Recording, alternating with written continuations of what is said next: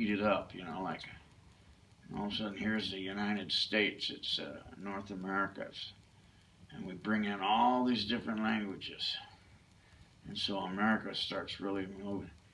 And then they invented the telegraph. And now communication, you can communicate real fast. And then boom, then we went into the Industrial Revolution, and the more we could talk to other languages, the more languages we could get together, and the faster we could communicate, the faster and the faster and faster world knowledge is doubling.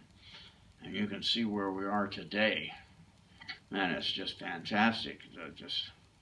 It's unbelievable. In fact, I just watched a program on Nova the other day, and it's kind of a sad thing, really. But anyway, they've been doing this project for years. You know, we've got the Space Shuttle out there. It's been out there for a long time.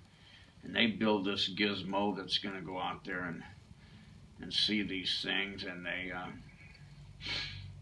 it was just like a couple of weeks ago that what they were up to is just phenomenal, because you got this little tinfoil thing that's flying around out there, and they can only got so much fuel left, and it's thousands of light years away, and they got this little star that blinks, you know, and when it blinks, that means something went in front of it, made it blink. And so then they can mathematically, and all their gizmos and all that, they can tell the shape of it. You know, it's just amazing what they can do. And now they want to fly by it. They went out to Pluto already, and they crossed Pluto, and it takes like I don't know, like 27 hours to send back a message. And so they're all in this amphitheater affair, and they're watching the screens, and are we gonna be able to make this flyby? And then all of a sudden the thing out there in space sends a message. Yes, we did take some pictures of it, and it's gonna be. And this was just a few days ago, actually. So they must have had this thing all ready to go on TV and Nova with, because they brought it right up to just, you know, like the 15th of January or whatever it was when they did that. And now they don't even have the images it took. That'll come later. But I just was so sad thinking of all these people in this little amphitheater looking up at the things.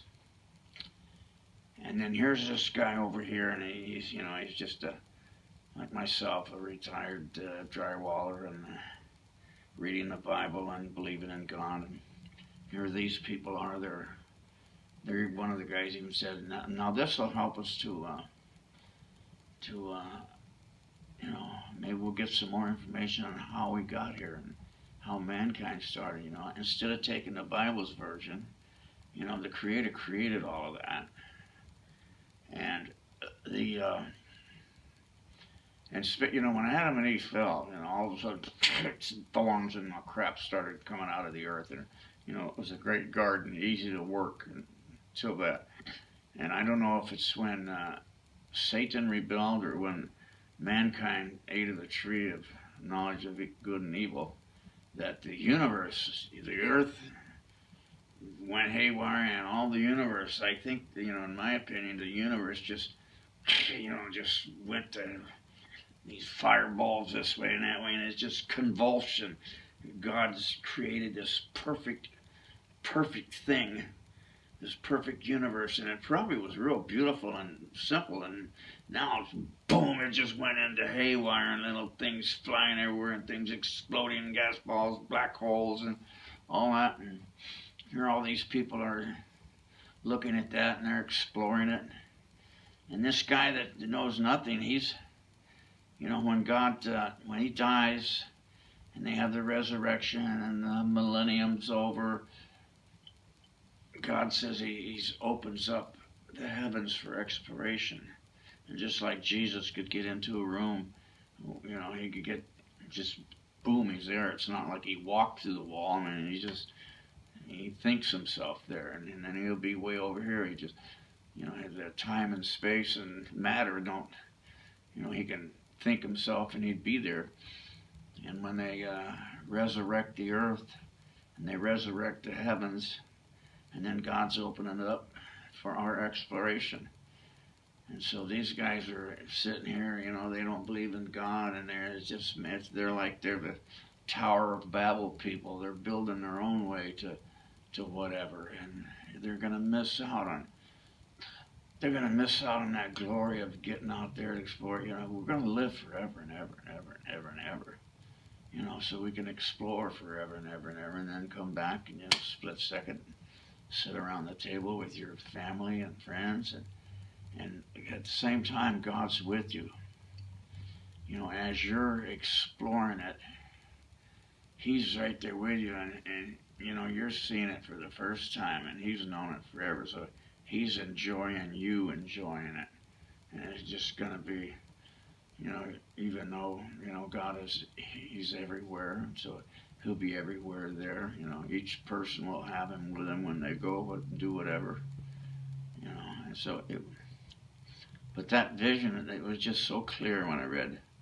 They have just begun to explore their linguistic ability, and now nothing's impossible for me. And then, bam! I see that spaceship, and then all that time in between. And if you think this is far-fetched, think about this.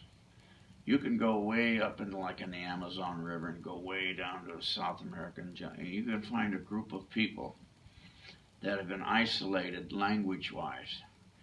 They only have their own language, this little tribe, and they are exactly where they were when God spread them out at the Tower of Babel. They haven't expanded one iota.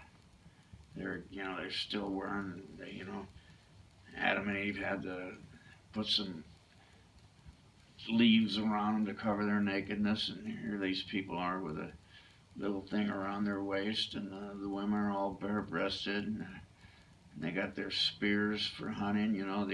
The only place they advanced was within themselves.